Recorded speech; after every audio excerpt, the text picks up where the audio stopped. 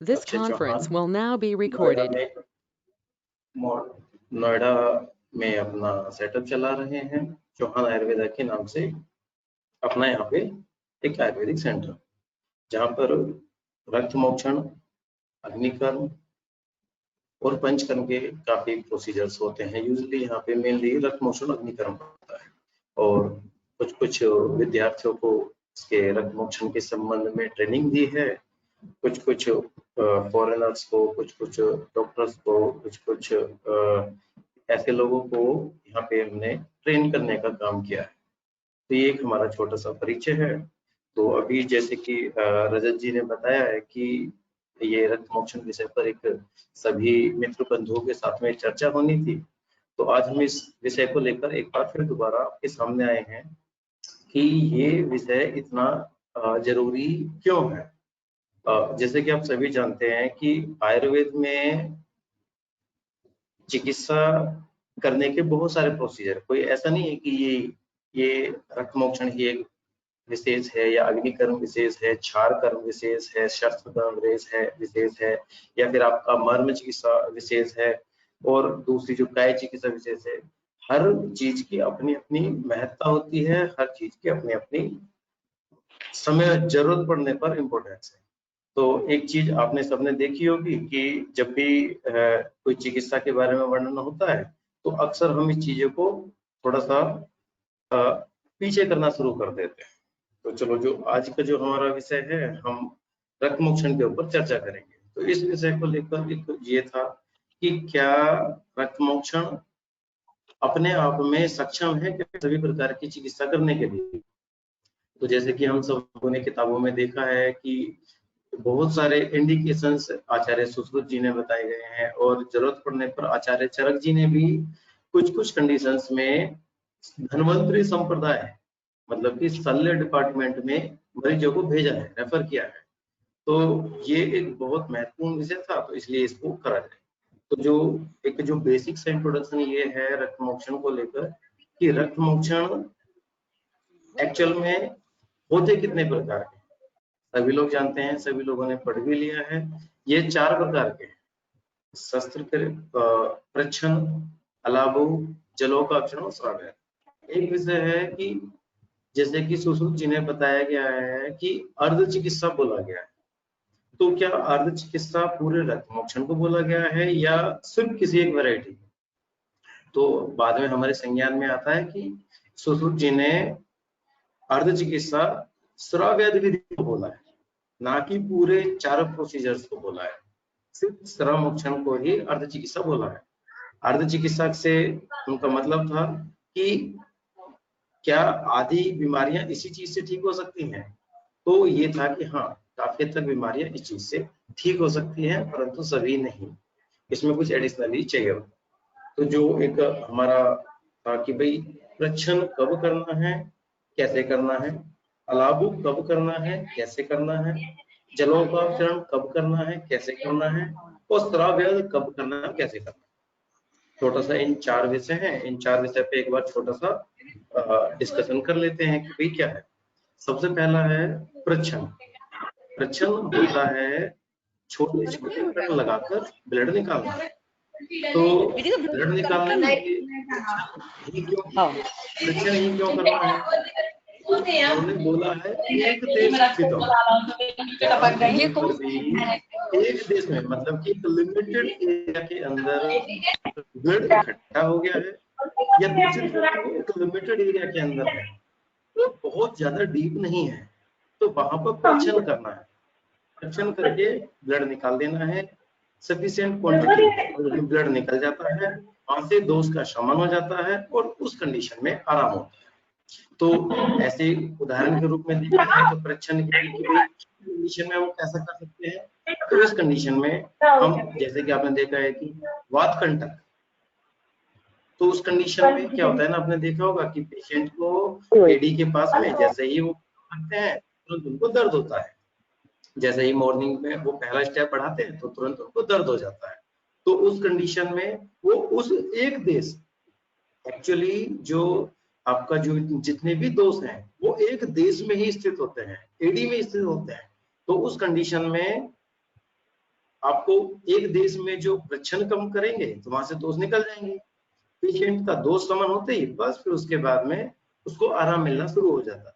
तो ये आपका एक देश स्थित प्रच्छन्न का उदाहरण है।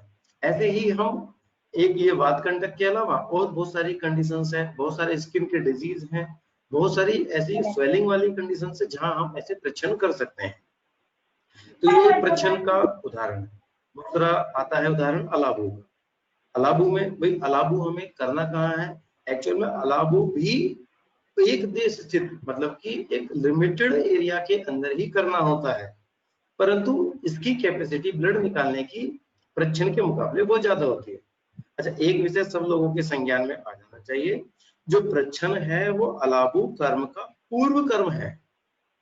प्रच्छन्न अपने आप में एक पूरा कर्म भी है और अलाबू से पहले प्रयोग करने वाला पूर्व कर्म भी है, तो ये भी हमें ध्यान में रखना चाहिए। तो अलाबू में वही प्रच्छन्न करके वहां पे दूषित स्थान पर और प्रेशर के माध्यम से या वैक्यूम के माध्यम से ब्लड निकाला जाता है।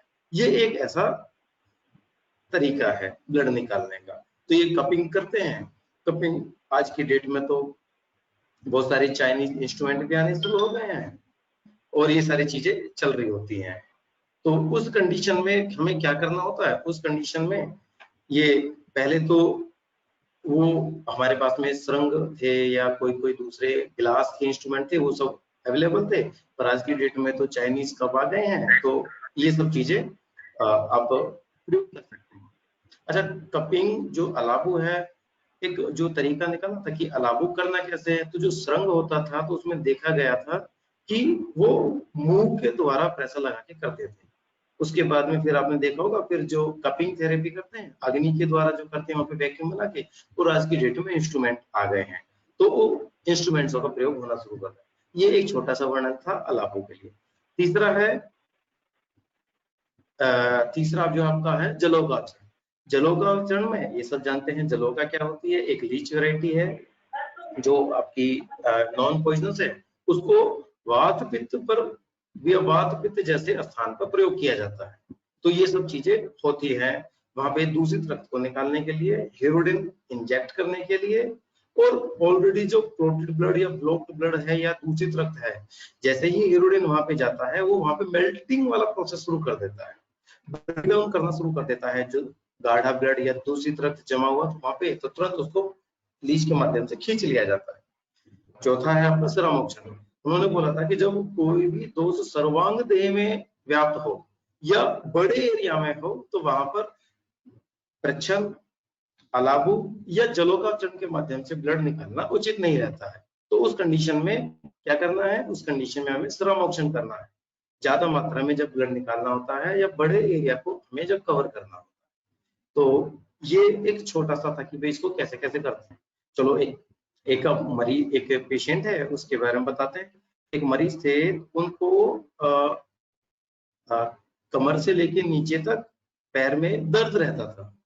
तो डॉक्टरों को दिखाया उन्होंने बताया जी आपकी नर्व कंप्रेशन हो गया है, L3 L4 L5 ऐसे स्थान पर नर्व कंप्रेशन हो गया है। तो पेशेंट हालांकि हमारे ही पड़ोस में रहते थे, परंतु ये था कि कई बार ये होता है ना कि नहीं दिखाना होता है या फिर पहले जल्दी के चक्कर में अंग्रेजी में जाते हैं। तो उस कंडीशन में क्या हुआ, तो वो पहले डॉक्टर के पास गए, एलोपैथिक डॉक्टर के पास गए। तो उन्होंने बोला जी ये तो नर्व कंप्रेशन है, आपको पहले कुछ टाइम के लिए ट्रैक्शन देना पड़ेगा। तो उनको 4 महीने तक पूरा बेड रेस्ट पे रखा और कुछ कुछ ऐसे पैर में कुछ वेट वगैरह ऐसा लटका दिया करते थे ताकि प्रेशर कम हो। बीच बीच में आपका फिजियोथेरेपी वगैरह सब चलता रहता। तो 4 महीने पूरे हो गए, मरीज को किसी भी प्रकार से आराम नहीं हुआ और परेशानी उल्टा बढ़ गया। तो उस कंडीशन में ये डिसाइड हुआ कि भाई चलो अब ऑपरेशन किया जाए। अब पेशेंट हमें जानता था पहले से ही, परंतु वो कभी ऐसा नहीं आया हमारे पास में कि जैसे कि चिकित्सा के लिए इनके पास जाया जाए। ठीक है, तो पेशेंट के जो रिश्तेदार थे वो उनको एम्स हॉस्पिटल दिल्ली है वहां पर लेकर चले गए उनको। तो बड़ा हॉस्पिटल है, तो वहां के डॉक्टरों ने देखा और बोला जी ये तो परेशानी बहुत ज्यादा हो गया है, इसमें तो ऑपरेशन ही करना पड़ेगा। तो अब क्या था, तो उन्होंने बोला कि भाई जब कोई रास्ता नहीं है तो चलो ठीक है। तो पेशेंट का ऑपरेशन का डेट निश्चित हो गया। पेशेंट ने जो ऑपरेशन का जो खर्चा था उसके आधे पैसे भर दिए और पेशेंट बिल्कुल हर तरीके से पेशेंट के घर वाले सभी लोग तैयार हो गए कि भाई चलो अब कल ऑपरेशन है। ऑपरेशन से जस्ट पहले, एक दिन पहले ही उसको पता नहीं, पेशेंट को एक बार बहुत समय पहले वो आया था हमारे पास में, तो हमने बोला था कि भाई ठीक है, आपने जहां कहीं भी इलाज कराना है करा लो, परंतु अगर जो आपको किसी दिन ऑपरेशन की नौबत आ जाए तो एक बार ऑपरेशन करवाने से पहले आयुर्वेद को एक बार मौका देना। तो वो बात अचानक मरीज को याद आ गया, तो उसने बोला कि जी मैं एक बार अपने घर जाना चाहता हूँ और कुछ अर्जेंट है, थोड़ा सा शोर शराबा किया, तो एम्स के डॉक्टर ने उसको एक दिन पहले जाने के लिए बोल दिया और वो तुरंत भाग के वो हमारे पास आ गया, आके बोला कि डॉक्टर साहब देखो आपने बोला था कि जब भी ऑपरेशन की नौबत आए तो एक दिन पहले आप हमें जरूर मौका देना आयुर्वेद को। तो फिर ठीक है, चलो वो आ गए तो ठीक है, तो देखा तो हमारे अनुसार तो वही था कि भाई हमें तो जो ट्रीटमेंट करना था तो हमारा पहले से ही मालूम था उसके लिए जानकारी में। तो पेशेंट आए, तुरंत हमने उनके पैर की पंजे के पास से उनकी वेन को पंक्चर किया और श्रामोक्षण करके लगभग 200 ml के करीब ब्लड निकाल दिया। तो उसी वक्त पेशेंट ने बोला जी अब तो थोड़ा सा हल्का लग रहा है। पेशेंट की हालत ये हो गई थी कि पेशेंट सिर्फ बेड पर ही रहता था, पिछले 4 महीने से बेड पर था, रात दिन दर्द रहता था, बहुत चीखता चिल्लाता था, इवन कोई भी पेन किलर ने काम करना 2 घंटे से ज्यादा बंद कर दिया था। अब पेशेंट ने बहुत ज्यादा पेन किलर लेना, तो जैसे ही वो हमारे पास आए और हमने रक्त मोक्षण किया, पेशेंट ने तुरंत बोला जी मुझे हल्का लग रहा है और आराम है। तो बेड पर ही उसको, वो एक खटिया होता है, खटिया के ऊपर ही उसको पेशेंट को लेकर चले गए, तो उसको अपने घर पे पड़ोस में ही था तो नजदीक में लेकर चले गए उसके घर वाले। तो उस रात वो पिछले 4 महीने में उस रात वो पहली बार सुकून से सोया, जिसमें कि पेन किलर भी नहीं यूज किया उन्होंने। फिर अगले दिन से उसको फिर कुछ स्नेहन की चिकित्सा दी गई, फिर थोड़ा सा स्वेदन किया, कुछ औषधियां दी गई। तो जो पेशेंट पिछले 4-5 महीने से कंप्लीट बेड रेस्ट पे था, ऑपरेशन के लिए जाने वाला था, ऑपरेशन अगले ही दिन था, वो पेशेंट आ गया, उसको तुरंत रक्त मोक्षण किया, सिर्फ अकेला वेन पंक्चर करके ब्लड निकाला, उसके बाद में 1 सप्ताह के अंदर उस पेशेंट ने चलना शुरू कर दिया। और उसका पेशेंट का स्कूल का काम था, तो वहां बच्चों को लाने ले जाने का काम था, तो वो बोला कि डॉक्टर साहब अब मैं चलने लगा हूँ और मैंने 4-5 महीने से स्कूल के तरफ देखा भी नहीं है, मुझे मालूम भी नहीं है क्या चल रहा है, तो आज मैं स्कूल जाना चाहता हूँ। ट्रीटमेंट के 1 सप्ताह के बाद ही पेशेंट ने अपना गाड़ी उठाया, गाड़ी ड्राइविंग करके अपने स्कूल चला गया। तो ये इस प्रकार जब कुल मुश्किल से टोटल उस पेशेंट को ठीक होने में अधिकतम 2.5 महीने लगा।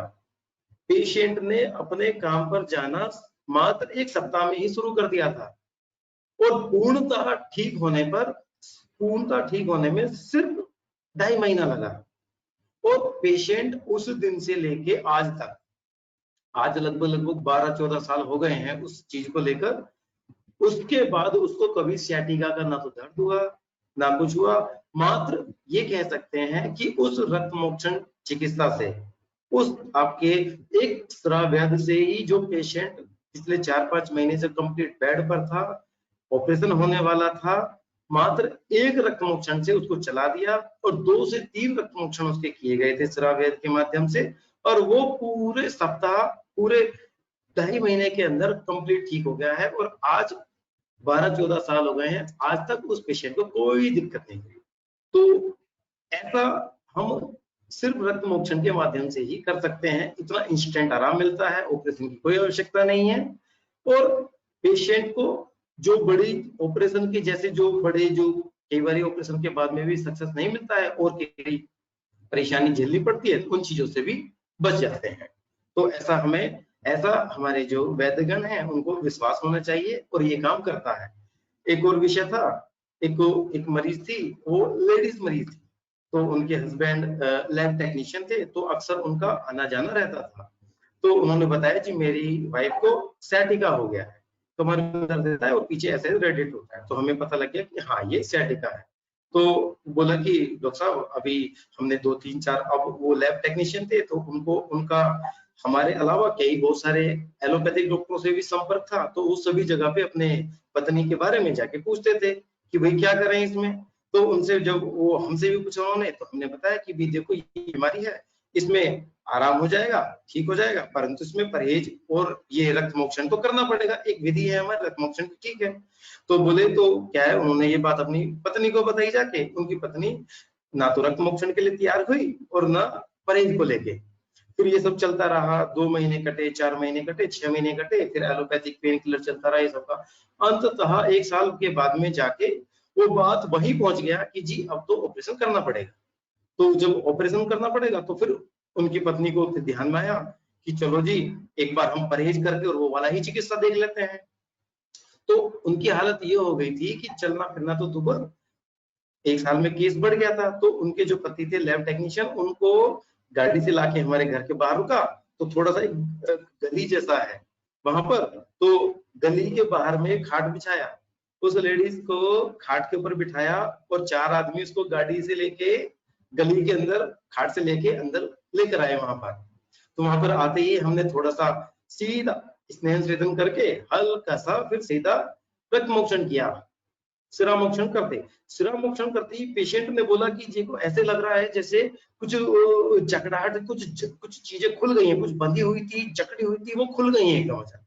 तो पेशेंट को बड़ा हल्का महसूस हुआ, और पेशेंट जो पिछले कई महीनों से हिल भी नहीं सकती थी, पेन किलर खाती थी, वो तुरंत रक्त मोक्षण होते ही तुरंत ही उन्होंने 4, 5, 6, 7, 10 कदम चलना शुरू कर दिया। तो उनको काफी अच्छा लगा, हल्का लगा कि भाई हाँ ये तो कुछ अच्छी चीज है। उसके बाद में फिर उनको कुछ औषधियां दी गई, कुछ उनको परहेज बताया गया, खाने पीने की सावधानी के अलावा जो भी था, स्नेह संवेदन करने के लिए कुछ ऐसा बोल दिया कि भाई आप इस प्रकार से करेंगे।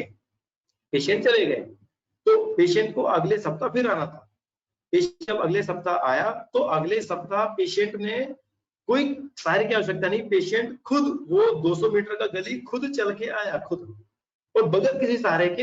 हल्का सा थोड़ा सा चलने में थोड़ा सा डिफरेंट था, परंतु वो चल के आई वो पेशेंट।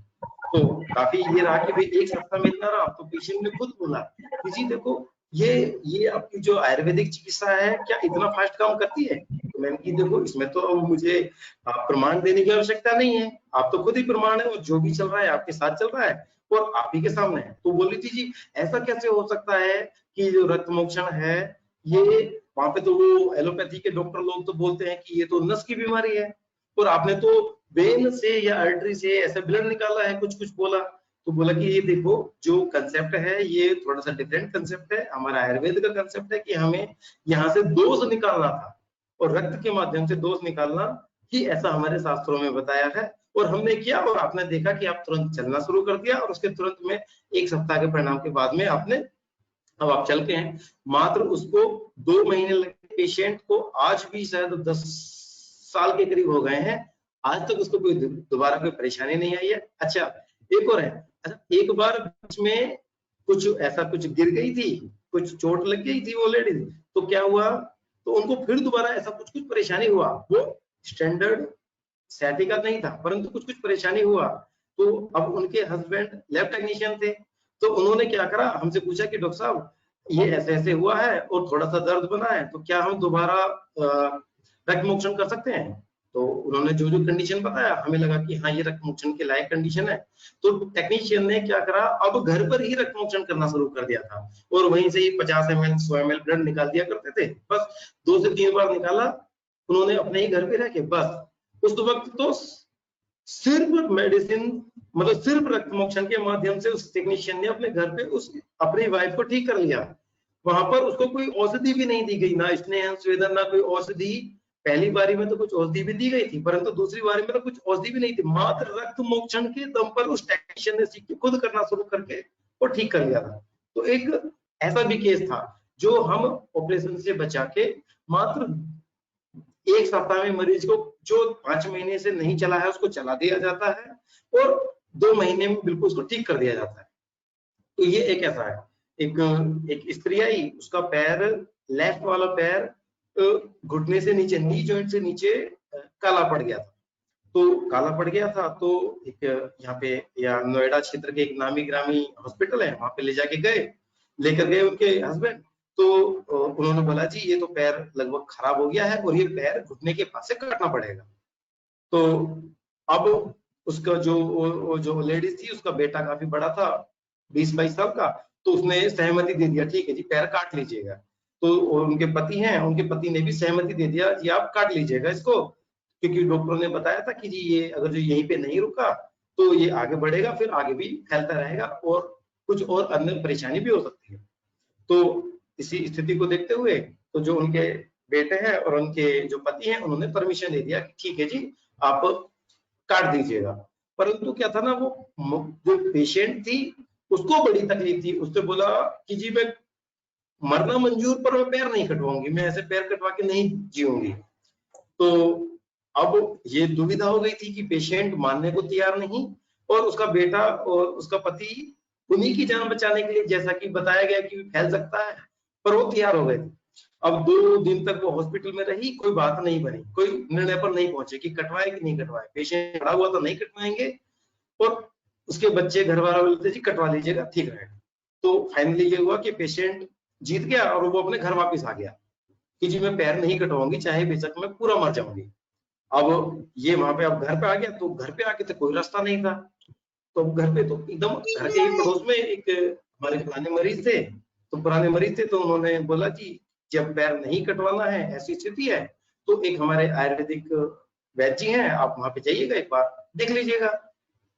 तो पेशेंट वो वहां से चल के हमारे यहाँ पर चिकित्सा केंद्र पर आ गए। तो क्या था ना, हमारे चिकित्सा केंद्र के बाहर एक छोटी सी उस वक्त गली थी, तो वो गली वही थी 100 मीटर के आसपास की थी। तो पेशेंट को उसका एक तरफ यहाँ पे कंधे में उसका हस्बैंड, एक तरफ उसका बेटा उसको लेके आ रहे थे, तो उसका पैर जो था वो जैसे कि होता ना कि कदम नहीं रखा, तो घिचड़ के चल रहा था, खिचड़ के चल रहा था। तो इस तरीके से वो पैर को लटकाते हुए खिचेड़ते हुए आ गए, आके बैठ गई कि जी डॉक्टर साहब कि हमारा हमारा पैर बचा लीजिएगा और ये कटने वाला है, ऐसा बोल रहे हैं और तैयार है, मैं बच के आई हूँ पर आप मेरा पैर बचा लीजिएगा। तो अब ये था कि भाई चलो ठीक है, तो देखा कि भाई हाँ ये तो कुछ व्याधि है, तो पूरा पैर काला हो गया था, तो हमने तुरंत उनको स्नेह संवेदन दिया हल्का और सीधा उनको रक्त मोक्षण कर दिया। रक्त मोक्षण कर दिया तो तुरंत लगभग लगभग उस वक्त हमने शायद 200 ml के करीब ब्लड निकाला होगा। तो ब्लड जो सामान्य ब्लड होता है उसके मुकाबले बहुत ज्यादा डार्क, तो हाँ उससे लगा कि हाँ ये पित्त प्रधान, पित्त दूषित रक्त है बहुत ज्यादा। तो वो ब्लड निकाल दिया, 200 ml ब्लड निकाल दिया। पेशेंट ने तुरंत बोला जी मुझे कुछ कुछ हल्का सा लग रहा है, दर्द में भी कमी है। तो पेशेंट को हमने कुछ औषधियां दी और कुछ वात पित्त समन जो भी औषधियां थी उनको विरेचन करने के लिए बोल दिया था, वात पित्त के समन के लिए घी प्रदान औषधि देके उनको भेज दिया। एक सप्ताह बाद फिर से बुलाया पेशेंट को। एक सप्ताह बाद में अब की बार वो पेशेंट की गाड़ी रुकी, तो तब तक उसकी हस्बैंड गाड़ी को पार्क करते, तब तक वो पेशेंट लेडीज उतरी गाड़ी से और वो अपना आप ही चल के आ गई वहां पर। उस 100 मीटर के उस गलियारे को पेशेंट ने बगैर किसी सहारे के वो चल के खुद चल के स्वयं चल के आ गई। तो ये था कि जो पैर 100% कटने वाला था, लगभग ऑपरेशन टेबल पर ही था, वो पेशेंट आज एक सप्ताह के बाद में उसी पैर के बदौलत बगैर किसी सहारे के खुद ही 100 मीटर चल के आ गई है। तो ये था, तो पेशेंट को फिर हमने थोड़ा सा समय दिया और उसके बाद में एक सप्ताह बाद छोड़ के फिर दोबारा एक रक्त मोचन करा। हमने कुल मिला के 2 से 3 बार, 3 से 4 बार रक्त मोचन किया और 3 से 4 बार में ही सारा का सारा जो था वो कालापन डाउन होता चला गया। पेशेंट का जो पैर स्वेलिंग रहता था वो डाउन हो गया है सारा। और ये सब पूरा पूरा जो औषधि के माध्यम से सारा वात पित्त समन चिकित्सा करते हुए और रक्त मोक्षण से भी जो भी दूषित रक्त निकालते हुए, ये सब लगभग लगभग पेशेंट को अधिकतम 3 महीने का समय लगा और पेशेंट ठीक हो गया। आज उसी चीज को लेके 8 से 10 साल हो गए हैं, उस पैर में आज तक कोई दोबारा परेशानी नहीं आई।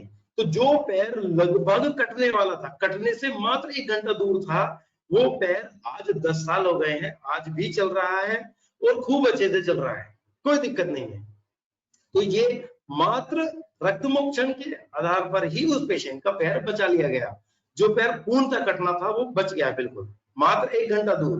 तो मतलब जो आपने देखा, पहले मरीज में 1 दिन दूर, दूसरे मरीज में भी 1 दिन दूर, और अब की बारी मात्र 1 घंटा दूर। ऑपरेशन होना ही था और पैर कटना था। और सिर्फ रक्तमोक्षण चिकित्सा के माध्यम से उस पेशेंट के पैर को और उस पेशेंट को बचा लिया गया। तो ये रक्तमोक्षण का प्रभाव है, ये रक्तमोक्षण की पावर है, ये आयुर्वेद की पावर है। तो रक्तमोक्षण चिकित्सा को इसीलिए सुश्रुत जी ने बड़ा जोर देके कहा था कि जो श्रामोक्षण है ये अपने आप में बहुत बड़ी चिकित्सा है। तो ऐसा है ये सारा का सारा।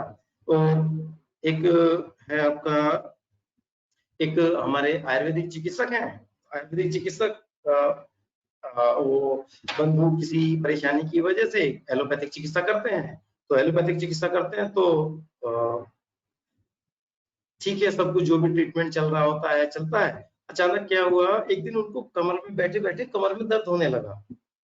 तो फिर ये सारी परेशानी हुई कि भाई क्या हुआ। तो उन्होंने आइडिया तो उनको लग गया था कि हाँ ये कुछ ना कुछ नर्व कंप्रेशन जैसा ऐसा कुछ ना कुछ परेशानी है, परंतु अब इसका समाधान क्या निकले। तो उन्होंने बोला कि चलो भाई एक बार ऑर्थोपेडिक डॉक्टर को दिखा लेते हैं। तो ऑर्थोपेडिक डॉक्टर के पास गए तो उन्होंने बोला जी आपकी L3, L4, L5 में नर्व कंप्रेशन हो गया है और फिलहाल एक काम कर लीजिएगा, आप कुछ दिन तक फिजियोथेरेपी वगैरह ले लीजिएगा और कुछ मेडिसिन आप ले लीजिएगा। तो ठीक है, जो हमारे जो चिकित्सक थे आयुर्वेदिक चिकित्सक, उन्होंने उन ऑर्थोपेडिक डॉक्टर्स के आधार पर बोल के और वो करना शुरू कर दिया। अब उसके शुरू करते ही क्या हुआ कि दवाई तो आराम रहे, नहीं करें तो फिर वही दर्द। फिजियोथेरेपी भी चलते हुए महीना हो गया, 1.5 महीना, 2 महीना हो गया, परंतु स्थिति वही बनी हुई थी कि दवाई ले तो आराम होता था, नहीं ले तो नहीं होता था। तो अब ये था कि भाई अब फाइनली उन्होंने बोला कि डॉक्टर साहब अभी ऐसे तो बात नहीं बन रही है, इसमें क्या करना चाहिए। ऑर्थोपेडिक डॉक्टर से आयुर्वेदिक चिकित्सक ने बीएमएस चिकित्सक ने ऑर्थोपेडिक डॉक्टर को बोला कि जी डॉक्टर साहब ऐसे तो बात नहीं बन रही है, तो अब क्या करना चाहिए। तो उन्होंने बोला जी अब तो एक ही रास्ता बचा है, अब आप इसके लिए ऑपरेशन करा लीजिए। तो ऑपरेशन कराने की जब बात हुई तो ऐसे ही जो वही जो लैब टेक्नीशियन थे वो उनके यहाँ भी जाया करते थे। तो उन्होंने बोला कि जी ऐसे ऐसे परेशानी है और अब ऑपरेशन करने का विचार है और डॉक्टर ने अभी 1 सप्ताह भर का टाइम दिया है कि 1 सप्ताह के बाद में करा लीजिएगा, अभी मैं थोड़ा बिजी हूँ। तो वहाँ पे सारा चीज फॉर्मेलिटी हो गई, सारी MRI CT स्कैन सब कुछ करके सब पहले ही तैयार हो गया और ऑपरेशन की पूरी तैयारियां हो गई। अब जो डॉक्टर थे तो उनसे वो लैब टेक्नीशियन जाके मिले तो उन्होंने बोला जी क्या हुआ डॉक्टर साहब, आजकल आपकी दुकान भी बंद रहती है और मिलना जुलना भी नहीं हो रहा है। तो बोला जी ऐसे ऐसे कि मेरा 1 हफ्ते बाद ऑपरेशन है और ये ऑपरेशन है और वहाँ पे मुझे ये बेड रेस्ट के लिए बोला गया है और वैसे भी चलना फिरना मेरे बस की नहीं है, बैठना भी। तो उन्होंने बोला जी आप अगर जो ऑपरेशन आप कराना चाहते हैं तो आप एक काम कर लीजिएगा, आप 15 दिन के बाद करा लीजिएगा और आप मुझे 1 सप्ताह का टाइम दे दीजिएगा। मतलब कि पेशेंट अभी तक हमारे पास नहीं आया, वही लैब टेक्नीशियन जाकर 1 सप्ताह का टाइम मांग लिया, मात्र 1 सप्ताह का टाइम कि जी आप 1 सप्ताह में अगर जो आपको आराम नहीं होता है तो आप ऑपरेशन करा सकते हैं। तो फिर उसके बाद में वो लैब टेक्नीशियन के कहने पर उन्होंने अपनी सहमति जताई और लैब टेक्नीशियन उनको हमारे पास लेकर आ गए। और लैब टेक्नीशियन ने आते ही बोला कि डॉक्टर साहब और इज्जत की बात है और मैंने ना उनको बोल दिया है कि हमारे एक वैद्य जी हैं, वो एक दूसरी तरफ निकालने वाली चिकित्सा करते हैं और मात्र 1 सप्ताह में पेशेंट को चला देते हैं और ऐसा मैंने वचन दे दिया है, अब इज्जत की बात है, आप थोड़ा सा बचा लीजिए। अब हमें लगा कि भाई ये तो अब वचन तो आपने दे दिया है, अभी तो हम मरीज को देखेंगे और ऐसा तो कोई जरूरी नहीं है कि भाई हम इनको भी चला पाए 1 सप्ताह के अंदर। तो फिर भी ये था कि चलो भाई कोशिश करके देखेंगे, पूर्व अनुभव होने के बावजूद तो हमें लगा कि चलो ठीक है देखेंगे जो भी रहेगा। तो वो आए पेशेंट आए तो उनको तुरंत हमने पेशेंट जैसे ही आए तुरंत हमने स्नेह संवेदन करा और आते ही सबसे पहले रक्तमोक्षण कर दिया। रक्तमोक्षण करते ही सारा का सारा पेशेंट जितने भी पेशेंट आए जैसे ही हमने रक्तमोक्षण किया, पेशेंट का पहला शब्द होता है जी हाँ कुछ जैसे जकड़ाहट जैसा था वो ठीक हो गया है, कुछ खुला है, कुछ हल्का सा लगा है। अच्छा, तुरंत वो पैर को हिला के देखते हैं, पटक के देखते हैं, हाँ जी अब की बार कुछ हल्का सा लग रहा है। तो ऐसा हर पेशेंट जितने भी रक्तमोक्षण करते हैं पेशेंट तुरंत बोलता है जी हल्का सा लग रहा है। तो हमने उनको ट्रीटमेंट के नाम पर स्नेह संवेदन करके और सिर्फ श्रमोक्षण कर दिया। वो जो बीएमएस चिकित्सक थे उनको कुछ वात पित्त समन वाली उनकी प्रकृति भी थी, कुछ विकृति भी कुछ ऐसे ही थी। तो वात पित्त समन वाली जो औषधि चिकित्सा देके और उनको विरेचन देके नृत्य विरेचन देके उनको बोल दिया कि 1 सप्ताह के बाद आप आइएगा। तो 1 सप्ताह के बाद वो आए तो इस बार वो अकेले आए वो उस लैब टेक्नीशियन को भी साथ नहीं लेकर आए और आए, अपना जो भी बाइक था बाइक बाहर खड़ा किया और वो तुरंत उस 100 मीटर के गलियारे को पैदल चलते हुए आ गए। तो वो आते बोले कि डॉक्टर साहब क्षमा करना। तो हमने बोला कि भाई आपको आराम मिला है, आपको क्षमा करने की इसमें ये शब्द पूछने का क्या आवश्यकता है।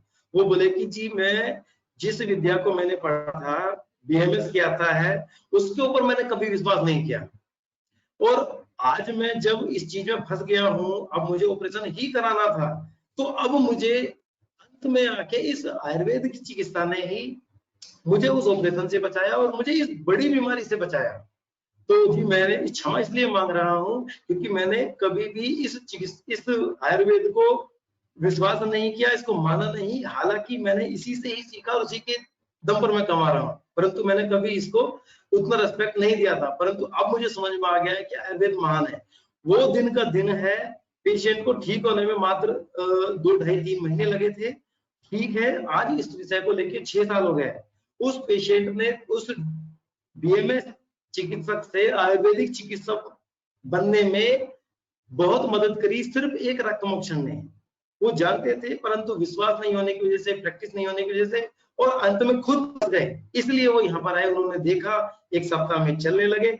आज 6 साल हो गए हैं। वो जो बीएमएस चिकित्सक थे, आज वो धीरे धीरे आयुर्वेदिक चिकित्सक बन गए हैं और अपनी प्रैक्टिस में, हालांकि वो उस 20-25 साल की जो एलोपैथिक प्रैक्टिस का जो समय था उसको नहीं छोड़ा, और परंतु वो आज अपनी प्रैक्टिस में जितने भी आशा वरिष्ठ हैं अधिकतम उन्होंने प्रयोग करना शुरू कर दिया है। तो इस रक्तमोक्षण, मात्र एक रक्तमोक्षण से ऑपरेशन नहीं बचा है। आज उस एक रक्तमोक्षण के बदौलत एक बीएमएस चिकित्सक जो आयुर्वेदिक की कर रहा था 20-25 साल से, सिर्फ उस एक रक्तमोक्षण ने उसको मुक्त किया और अपनी पैथी के ऊपर विश्वास दिलाया और आज वो सफलतापूर्वक कर रहे हैं। जहां वो पहले कोई सिरप, वो कहते थे जी हम पहले भूख बढ़ाने के लिए ये सिरप दिया करते थे, वो सिरप दिया करते थे, आज सिर्फ वो द्राक्षारिष्ट देते हैं।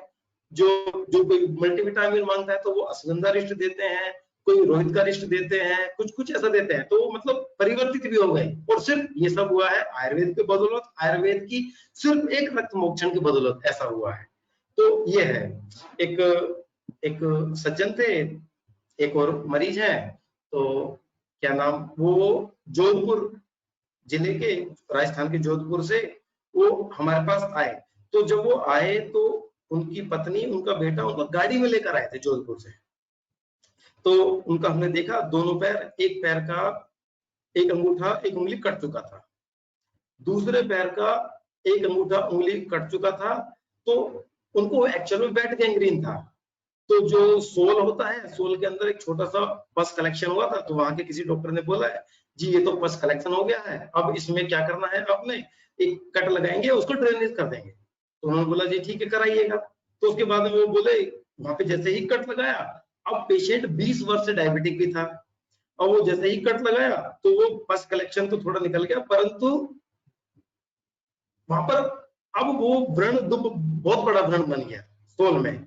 जैसे ही ये सब चलता रहा, उसके बाद में तुरंत उन्होंने फिर बोला कि जी फिर दोबारा पस कलेक्शन हो गया है सोल में। तो फिर दोबारा उन्होंने बोला कि अभी ड्रेन करना पड़ेगा, एक और कट लगाया, अब वहां पर वो ज्यादा बड़ा व्रण बन गया है। अब ये सारी चीजें चलती रही, अब इसमें जलती रही, तो इसमें अब उनको लगा कि भाई, उनको बोला कि डॉक्टर, उन्होंने बोला जो जोधपुर के डॉक्टर थे कि जी अब इसमें एक काम करना पड़ेगा कि इस पैर को अब काटना ही पड़ेगा, दाहिने पैर को काटना पड़ेगा।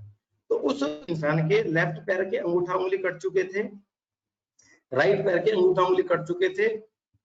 कटने के बाद में उसके सोल में पस बन गया था, उनको कट करके लगाना शुरू कर दिया था। कट करते थे तो फिर दोबारा जख्म बन जाता था, कट करते थे फिर दोबारा व्रण हो जाता था। तो उस कंडीशन में क्या होता था कि भाई अब इसको ठीक करना आसान नहीं है, और पेशेंट डायबिटिक भी है। तो बोला कि अब इसको पूरे पैर को ही कट करना पड़ेगा एंकल जॉइंट के ऊपर से। अब जब क्या है ना, जब किसी इंसान को कट करने के लिए पूछेंगे तो कोई भी आसानी से तैयार नहीं होता है। तो उन्होंने बोला जी आप इसको छोड़ दीजिएगा, अब मुझे मेरे हाल पर छोड़िएगा।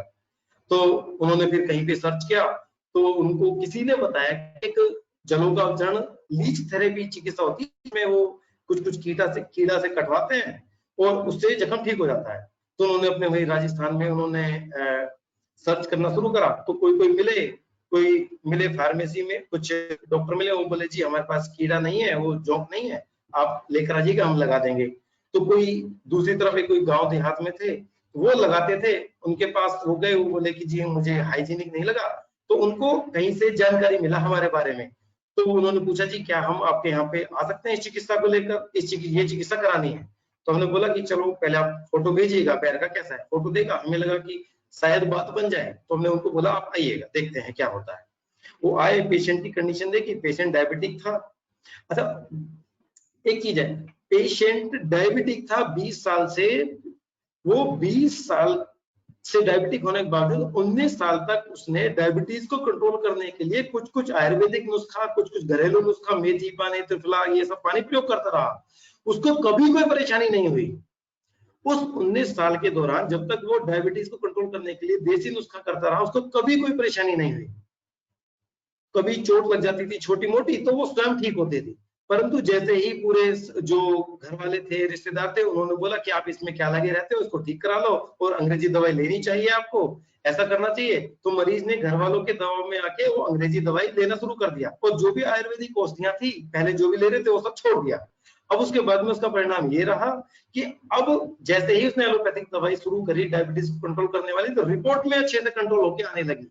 हालांकि पहले जब तक वो आयुर्वेदिक दवाई प्रयोग करता था या कुछ भी प्रयोग करता था, रिपोर्ट में बढ़ी रहती थी, परंतु नीचे मतलब शरीर में कोई दिक्कत ऐसी नहीं महसूस होती थी। वो जैसे ही पेशेंट ने मात्र एक साल एलोपैथिक दवाई खाई, तो रिपोर्ट में तो शुगर कंट्रोल होने लगी, परंतु शरीर में कुछ कुछ उसको बेचैनी होने लगी थी उस कंडीशन में। तो वहां पर उनको लगा कि भाई ये उनको लगा कि भाई ये तो आपका बढ़ रहा है, तो वहां पे उन्होंने एलोपैथिक दवाई ली, ठीक करा, और शरीर में परेशानी थी, वो अपने घर वालों को बोलता था, डॉक्टर को बोलता था, डॉक्टर बोलते थे कि यही ऐसी चिकित्सा है और ऐसे ही होगा। उसको फिर एक दिन चोट लग गई चलते वक्त, उसका परिणाम रहा कि 1 साल के अंदर अंदर उस चोट लगी, जख्म ठीक नहीं हुआ, उसके बाद में सारा का सारा एक उंगली काटनी पड़ी, फिर दूसरी उंगली काटनी पड़ी, फिर उसके बाद में जितना भी था आपका दूसरे पैर में वो हो गया, दूसरे पैर का एक अंगूठा काटना पड़ा, एक उंगली काटनी पड़ी। ये सारा काम उस एलोपैथिक दवाई के दौरान चलता रहा, जबकि वो रिपोर्ट में नॉर्मल थी शुगर, ये सारा काम चलता रहा।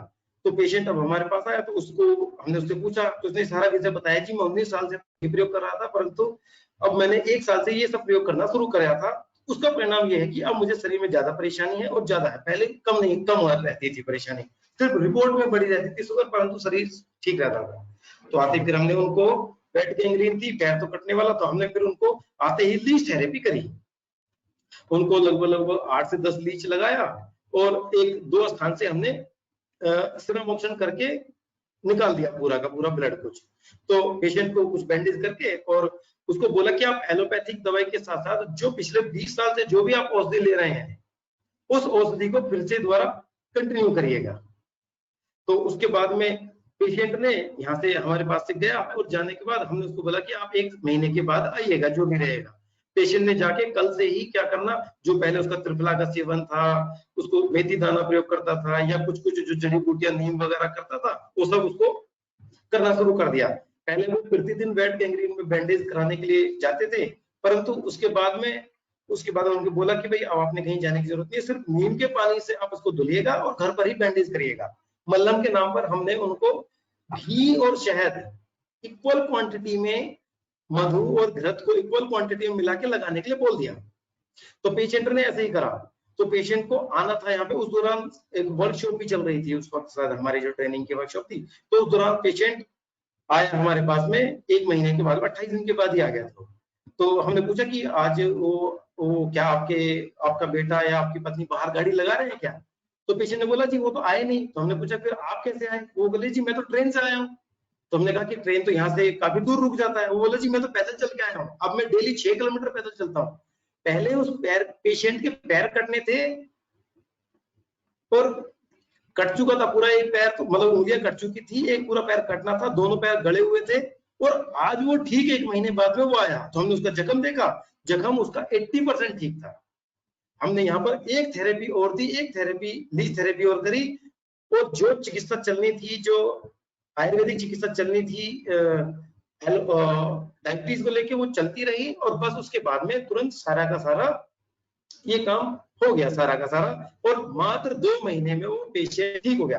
वो फिर एक वर्कशॉप हमारी वहां पर जोधपुर में हुई थी, तो उस दौरान वो पेशेंट आया, तो वहां देखा कि हाँ, उसने बताया कि जी मैं तो पैर कटना ही था, मैं तो 1 महीने में ही, मैं तो 15 दिन में ही चलना स्टार्ट कर दिया था, और 1 महीने में तो मैं वापस इनके सेंटर पे जोधपुर से नोएडा जाने के लिए ट्रेन से गया, और ट्रेन से वहां तक 5-6 किलोमीटर पैदल चल के भी गया मैं 1 महीने में। तो इस प्रकार मात्र रक्तमोक्षण की जो लीच थेरेपी है, उससे सिर्फ 2 से 3 सीटिंग हुई, और 3 सीटिंग में उसका पैर पूरा कटने से बच गया। और पेशेंट आज तक भी एलोपैथिक दवाई जो शुगर के लिए लेता था उसने छोड़ चुका है, और आज तक जैसे वो पिछले 19 साल से चल रहा था उस ऐसे ही अब उसने जिंदगी जीना शुरू कर दिया है, पैर उसका बच गया है, काम बढ़ाना शुरू कर दिया है, अपना काम धंधा करता है, अब सब कुछ नॉर्मल है उसके लिए। तो ये मात्र रक्तमोक्षण की चिकित्सा से उस पेशेंट का पैर बच गया। इतना सारा का सारा काम मात्र रक्तमोक्षण आयुर्वेद में होना आसान होता है, हो जाता है इतना सारा सारा काम।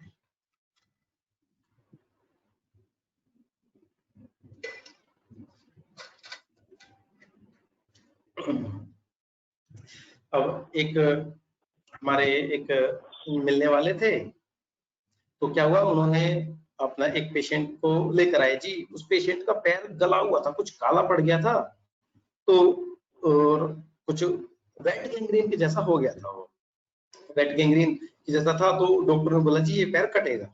तो वो जो हमारे जान पहचान वाले थे, पुराने मरीज थे, तो वो उस पेशेंट को लेकर आ गए कि उनको पूर्व में अनुभव था कि हमने 1-2-4 पैर ऐसे बचाए हैं जो कटने थे परंतु कटे नहीं, तो वो उनको लेकर आ गए कि भाई आ जाइएगा, अब हम आपको एक ऐसी जगह ले जाएंगे, वहां पे एक वैद्य जी हैं और वो कुछ ऐसी नस खोलने वाली, क्या है ना, देसी भाषा में सब जानते हैं इसको, नस खोलना बोलते हैं, वो नस खोलने वाली चिकित्सा करते हैं, और वो नस खोल देते हैं, खराब खून निकल जाता है और मरीज ठीक हो जाता है, पैर नहीं कटता है।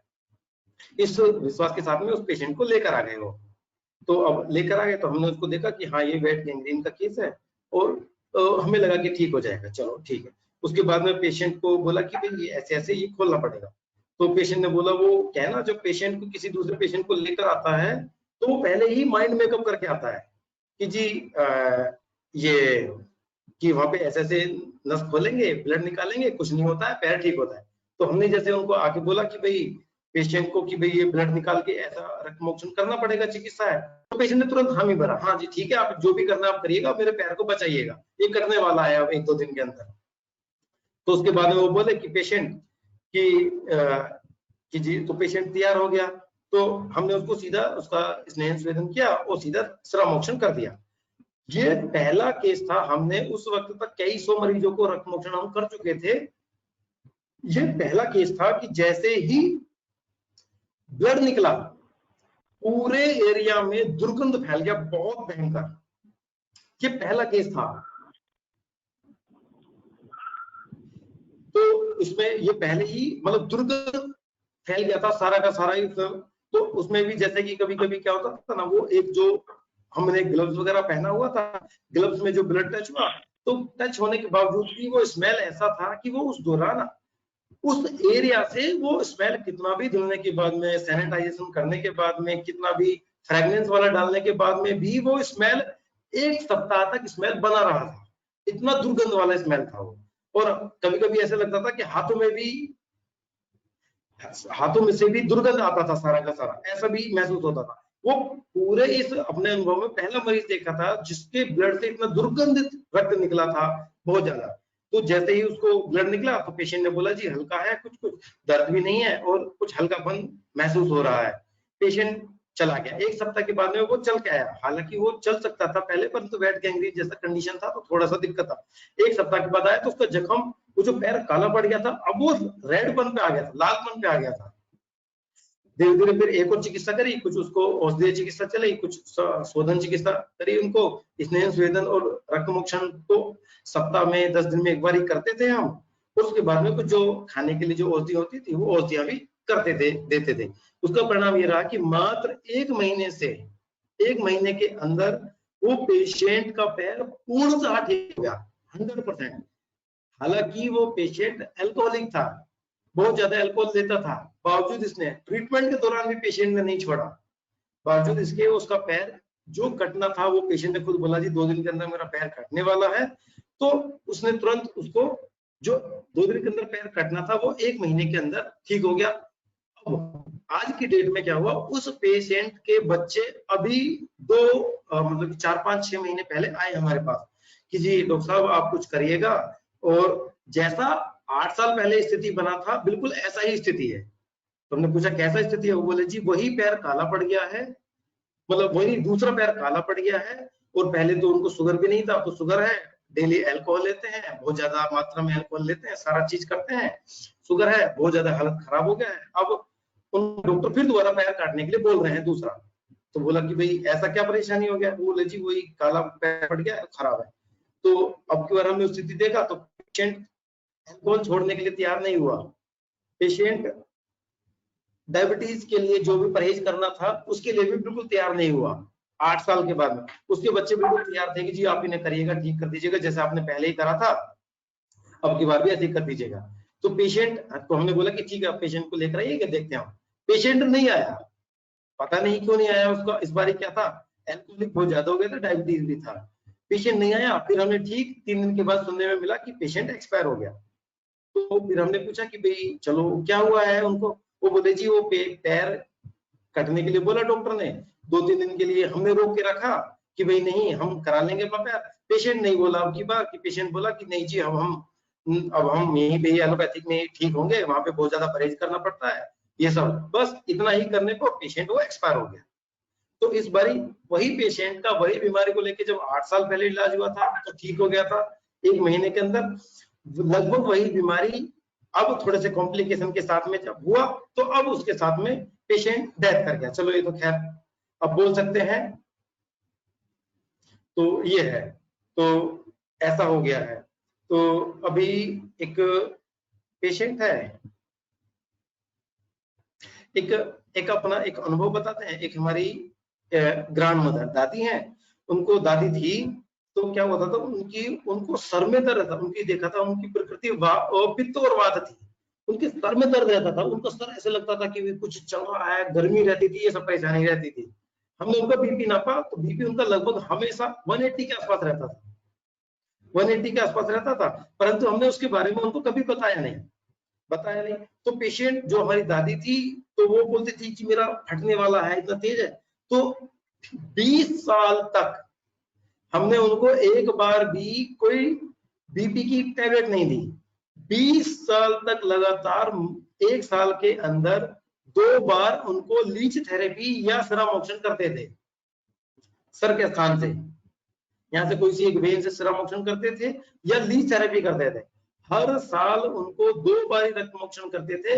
ये प्रोसेस 20 साल चलता रहा, उनको कभी दर्द नहीं होता था, कभी ना तो दर्द हुआ है। बीपी हालांकि बीच में राइज रहता था 140-50 के आसपास, परंतु सिर्फ अगर जो ऐसी कंडीशन में रक्त मोक्षण करिएगा और 20 साल आराम से निकल गए, और वो 95 की एज में जाके उनका देहांत हुआ। वो तब तक ये 70-75 की एज में स्टार्ट करके 20 साल तक हमने नियमित करा, सिर्फ उनको साल भर में 2 बार करके, और ये कर दिया करते थे। तो इस तरीके से सारा का सारा जो सिर्फ रक्त मोक्षण के माध्यम से, उनको कभी कोई औषधि खाने के लिए नहीं दी, जो भयंकर पेन था वो तुरंत ठीक होता था सारा का सारा। तो ये सारा काम चलता रहा, ये सब सिर्फ रक्त मोक्षण के माध्यम से ही ये सारा काम हो जाता था, रक्त मोक्षण की लीच थेरेपी और ये सब। उसके बाद में एक पेशेंट आए हमारे पास में, तो उनको क्या हुआ था, वो एक बार ट्रेन में जर्नी कर रहे थे, तो क्या हुआ था उनका सर किसी चीज से, ट्रेन में किसी चीज से टकरा गया, ये यहाँ वाले स्थान पर टकरा गया, तो वहां पर वो हल्का सा जैसे ब्लड इकट्ठा होता था वो इकट्ठा हो गया, और वो 2-4-10 दिन के बाद में वो ब्लड डिजोल्व हो गया, नॉर्मल हो गया। 1 महीने के बाद में पेशेंट को उसी स्थान पर दर्द होना शुरू हो गया, तो चलता रहा, चलो हो जाएगा ठीक, हो जाएगा ठीक। तो उसके बाद में पेशेंट ने बताया कि जी 1 महीने 2 महीने तक तो देखा, 3 महीने के बाद में अब ये दर्द जो पहले कभी कभी होता था अब ये लगभग अस्थायी सा हो गया है।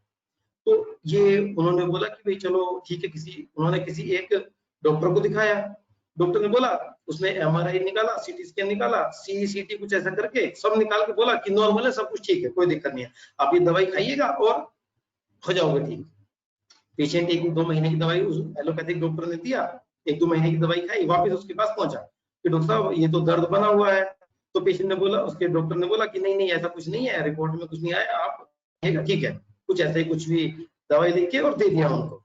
उसके बाद वो पेशेंट फिर चले गए। अब की बार पेशेंट परेशान थे, कभी आराम होता था कभी आराम नहीं होता था। अब वो ऐसे करते करते 1 साल निकल गया। फिर पेशेंट ने क्या बोला कि भाई जितने भी डॉक्टरों को दिखाओ, डॉक्टर बोलते हैं कि कोई परेशानी नहीं है और दर्द तो मुझे बना हुआ है। अब डॉक्टरों के पास जाए तो वही बोलते हैं कुछ नहीं है, जाओ और कुछ नहीं है। 2 साल चलता रहा, 3 साल चलता रहा, उन्होंने लगभग 20, 25, 30 डॉक्टरों को दिखा लिया। अब 2 बार उनका MRI, CT स्कैन, CT सब हो गया। अब उसमें कुछ नहीं मिलता था। अंत में 3 साल के बाद में जाके, 3-4 साल के बाद में जाके डॉक्टर ने बोल दिया कि ये तो आपका साइकोलॉजिकल डिसऑर्डर है, साइकोलॉजिकल प्रॉब्लम है आपका ये, और ये कोई दर्द नहीं है, आपको ठीक नहीं कर सकते हैं। तो उसके बाद में वो सारा चलता रहा, सारा का सारा।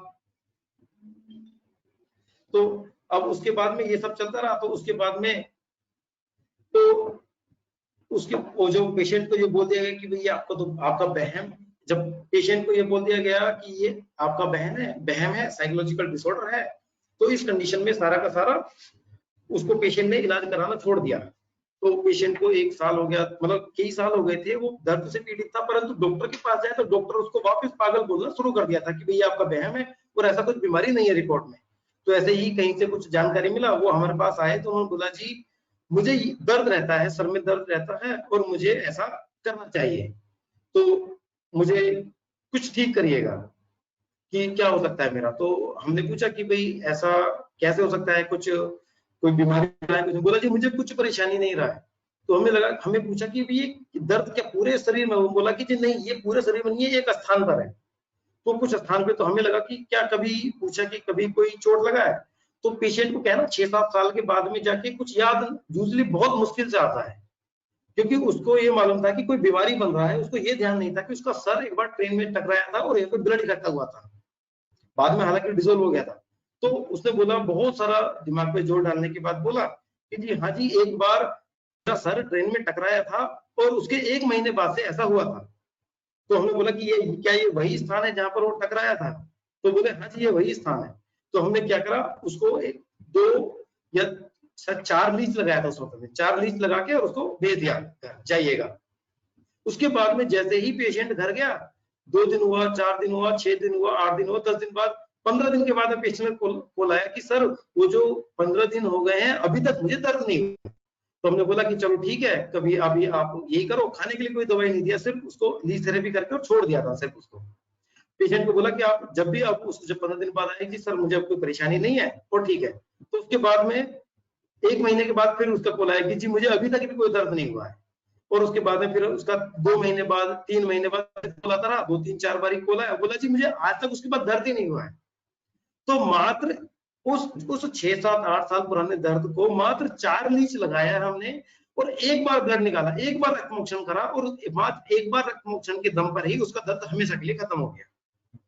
और ऐसे ही केस कई आए हैं। एक स्त्री थी, उनको 30 नहीं 40 साल से दर्द था। मैं प्रतिदिन वो 3 पेन किलर खाती थी। वो बोलती थी जी मुझे माइग्रेन है, ऐसा बोला गया है और मैं प्रतिदिन 3 पेन किलर खाती हूँ। वो आए, हमने देखा कि ये लोकलाइज पेन है, उन्होंने बोला कि कोई पुराना हिस्ट्री है। तो जो मेरा एक है कि आप जब भी कोई केस देखे, कोई लोकलाइज हेड का कोई केस आए, तो आप उसे डायरेक्ट माइग्रेन ना मान के एक बार प्रॉपर हिस्ट्री लीजिएगा। अगर जो इस स्थान पर है तो हो सकता है कि पुरानी इंजरी हो वहां पर, ऐसा केस कई बार देखने को मिलता है। इन स्त्रियों को हमने यही किया था, इस स्त्री मरीज को कि यहाँ पे हमने लीच लगा दिया। जो स्त्री पिछले 30-40 साल से पेन किलर खा रही है प्रतिदिन 3, उसके बाद में जैसे ही हमने लीच थेरेपी करा, पेशेंट को 1 महीने बाद आने के लिए बोला। पेशेंट 1 महीने के बाद आई तो हमने बोला कि जी अभी क्या हाल? तो बोले जी अभी ठीक है। तो अभी तो मैंने बोला कि भाई कितना आपने इस 30 दिन के दौरान में कितनी बार आपने वो खाया है पेन किलर? उसने बोला जी मात्र 3 दिन। मतलब प्रतिदिन 3 टैबलेट खाने वाली स्त्री अब पूरे महीने में मात्र उसने 3 टैबलेट खाया है। तो बोला कि ऐसा? बोला जी हाँ। तो उसने बोला कि जी मैंने अपने पड़ोसी को बोला कि जी मैंने ऐसे ब्लड निकलवाया तो और मुझे ठीक हो गया, आराम हो गया। तो वो पड़ोसी बोलने लगे ऐसी कोई चिकित्सा होती ही नहीं है ब्लड निकालने वाली, और यहाँ पे बड़े बड़े डॉक्टर हैं, ब्रेन के डॉक्टर हैं, उनसे तो आज तक तुम्हारी बीमारी ठीक नहीं हुई, और अब कैसे हो जाएगा, मात्र ब्लड निकालने से कैसे ठीक हो जाएगा। तो बोला नहीं जी, नहीं वो ठीक है। तो वो वापिस ऐसा कभी कभी देखने को मिलता है कि उस स्त्री को उसकी पड़ोसियों ने उसको बोला कि अब तू पहले तो पागल नहीं थी, परंतु अब पागल हो गई है कि तू बोलने लगी कि ब्लड निकालने से बीमारी ठीक हो गई है। तो वो स्त्री लगातार संपर्क में रही, उसको हमने 2 बारी किया, 2 बारी में उसका दर्द पूर्णतः खत्म हो गया।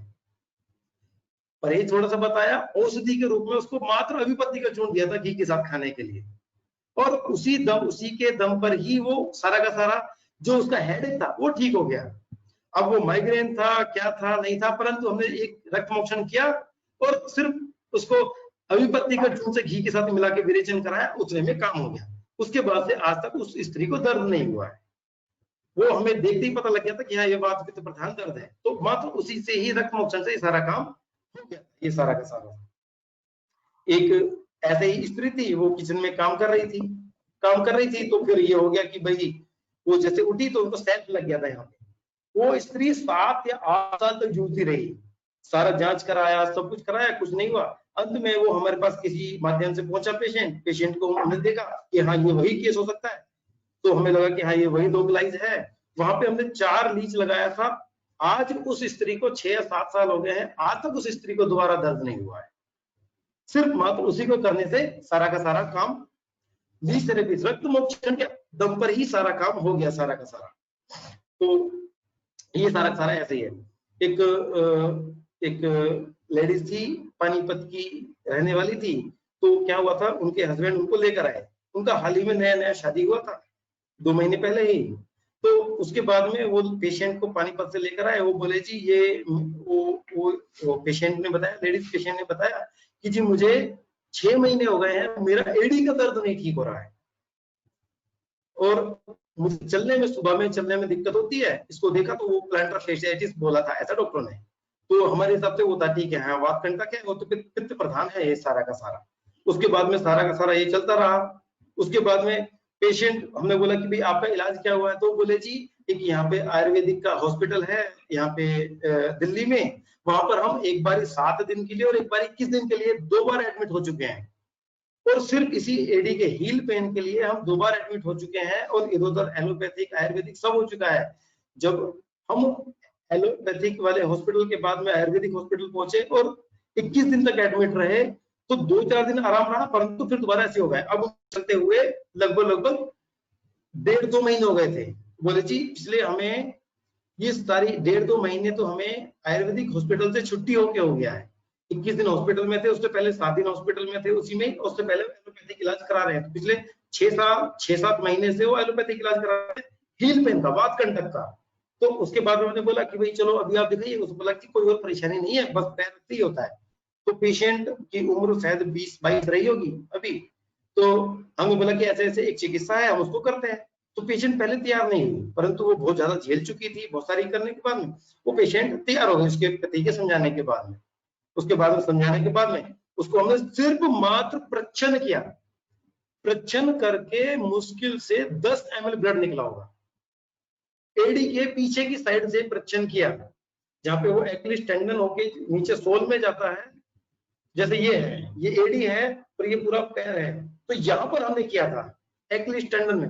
वहां पर उस कंडीशन में मात्र छोटा छोटा सा परीक्षण करके मुश्किल से 5 से 10 ml ब्लड निकाला होगा। 10 ml ब्लड निकालते ही लेडीज ने, उस पेशेंट ने यही चलना शुरू कर दिया था। उसको बोला कि ठीक है आप घर जाइएगा, और आपने ये कुछ औषधि दिया था, औषधि के नाम पर मुख्यतः विरेचन चिकित्सा देके उनको बोल दिया कि नित्य विरेचन करिएगा और ऐसे ऐसे करिएगा। और उसको ठीक हमने 15 दिन बाद आने के लिए बोला। 15 दिन के बाद में फिर वो जो पेशेंट है, हमने बोला कि अच्छा कुछ आराम है, वो बोले जी अब तो मेरे 70% आराम है। फिर दोबारा आए, फिर हमने फिर वही 2 मिनट लगाया, प्रच्छन चिकित्सा करा, और उनको सिर्फ दोबारा विरेचन औषधि देके और वापस भेज दिया कि भाई आप जाइएगा, उसके बाद में आना है आपने। फिर ठीक वो 15 दिन के बाद आई लेडीज, तो बोले जी अभी मेरा बीमारी 90% ठीक हो गया है। तो वो बोले जी मुझे इलाज कराते हुए 6 से 7 महीने हो गया है, आयुर्वेदिक कराया, एलोपैथिक कराया, मैंने बड़ा बड़ा मसाज वाला चिकित्सा भी कराया मैंने, पट्टियां भी बनवाई मैंने, सब करा। आप तो कुछ करते ही नहीं है, आप तो सिर्फ एक छोटा सा ब्लेड लेते हैं, एक छोटा सा कट लगाते हैं और 5-10 ml ब्लड निकालते हैं और बोल देते हैं जाइएगा, बस हो गया इलाज। और मैंने देखा कि मेरी बीमारी जो इतने बड़े बड़े डॉक्टरों, इतने बड़े दवाइयों के बाद भी नहीं ठीक हो रही थी, मात्र आप एक प्रच्छन जो एक छोटा सा कट लगा के ब्लड निकालते हैं उससे ठीक हो जाता है। उसके बाद में कि जी ये कौन सी चिकित्सा, बोला कि ये मात्र रक्त मोक्षण है। तो जी ऐसा होता है क्या कि शरीर से खराब खून निकाल दें तो वो ठीक हो जाता है? हाँ, ऐसा होता है। तो अगली बारी में वो लेडीज एक और अपने रिश्तेदार को लेकर आई। अधिकतम देखा गया है कि ये शिकायत जेंट्स में तो होती है, परंतु अधिकता में स्त्रियों में ज्यादा मिलती है। तो अगली बार जब वो आई तो अपने लेडीज वो उनको लेकर आई, वो बोली कि सीधा आते जी वो सर वो इनको ना इनका भी वही ब्लड निकालने वाला इलाज करिएगा, कुछ और नहीं चाहिए। तो हमने देखा कि हाँ ये हो सकता है, तो हमने सीधा प्रच्छन कर दिया, प्रच्छन करके और सीधा ब्लड निकाल दिया। जहां पे ये कल्टिनियस वाला पार्ट है वहीं पर ही सारा का सारा प्रच्छन करा और 10 ml ब्लड दूसरी वाली स्त्री मरीज का भी निकाल दिया। तो फिर दोनों को कुछ टाइम के बाद आने के लिए बोला। तब तक ये पहली वाली जो स्त्री थी वो ठीक हो चुकी थी, दूसरी वाली स्त्री बोली आती जी मुझे तो 60% आराम है, इसको एक बार और किया वो 100% ठीक हो गया। तो मात्र 2 मिनट के प्रच्छन कर्म से 10 ml ब्लड निकालकर उस स्थान पर कट लगाया तो पेशेंट को वात कंटक में तुरंत आराम मिल गया, जो पिछले 6-6, 7-7 महीने से झेल रही थी। मात्र 1 महीने में ठीक हो गई और उसमें भी कोई बहुत ज्यादा औषधि नहीं, सिर्फ रक्त मोक्षण के माध्यम से ही इतना काम हो गया था सारा। तो आयुर्वेद में भी शीघ्र लाभ भी मिलता है, परमानेंट लाभ भी मिलता है और कम बजट में, कम खर्चे में भी। आप चाहे तो फ्री में भी इलाज कर सकते हैं ऐसी चीजों का, तो आप फ्री में भी आप ऐसे मरीजों को ठीक कर सकते हैं।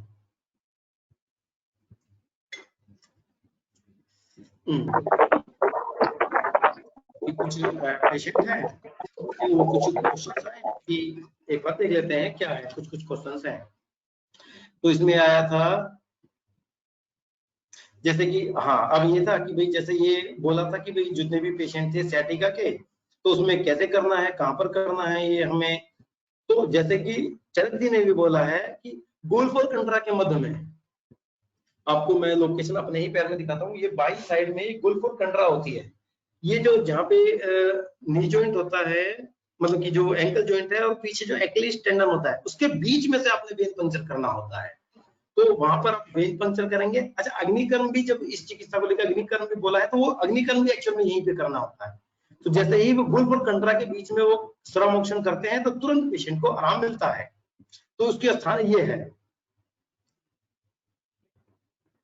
तो जो हर पेशेंट को जितने को भी किया गया था गुल्फ और कंट्रा के बीच में ही जितने पेशेंटों को रक्त मोक्षण किया गया था स्नेहन स्वेदन के बाद में।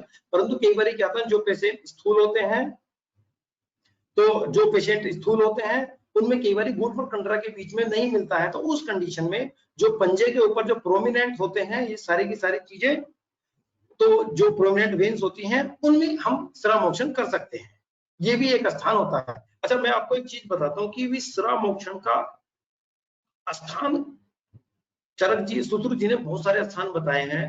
तो एक्चुअल में स्थान कैसे हम करेंगे, बहुत सारी वेन्स बताइए यहाँ करना है यहाँ करना है, तो कई बार नहीं मिलती है तो उस कंडीशन में क्या करना है। तो जो एक श्रवमोक्षण का एक जनरल रूल है, जनरल रूल ये है कि जहां कहीं पर भी आपको दूषित रक्त मिल रहा है और आपको लग रहा है कि यहाँ पे हमें श्रवमोक्षण करना चाहिए, तो नियम ये होता है कि आप सबसे पहले जो शास्त्रों में कही गई है उस सिरा को ढूंढने की कोशिश करिएगा, उस स्थान पर उस सिरा को ढूंढने की कोशिश करिएगा। अगर आपको उस स्थान पर वह सिरा नहीं मिलती है तो उसके जस्ट नियर बाई कोई भी सिरा हो उसको वेन पंक्चर कर दीजिएगा, उसको उससे मोक्षण करा दीजिए।